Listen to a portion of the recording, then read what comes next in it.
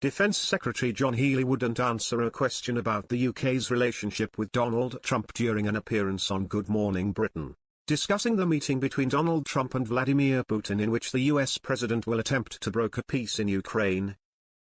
He was asked by host Rob Rinder, will Britain stand with Ukraine, even if that means breaking with Donald Trump? Healey didn't give a direct response, choosing instead to skirt around the issue. Donald Trump is doing what only President Trump can do, which is to bring Putin to the talks. And what President Trump has recognized is that there is an important principle that any discussions or negotiations about Ukraine must involve Ukraine.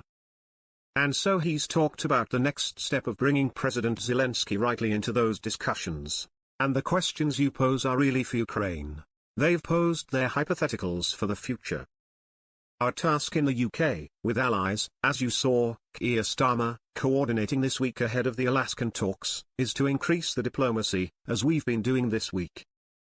I've been speaking to the Defence Minister in Ukraine and the Secretary of the National Security Council as part of the run-up to today, to step up military aid to Ukraine so that we don't jeopardize the peace by forgetting about the war. And by being ready to step in the event of a permanent ceasefire with a multinational force led by Britain and France that is prepared to try and secure peace for the long term. And it's in those ways that we can continue to stand by Ukraine. I'm very proud the UK has done that from day one, he concluded.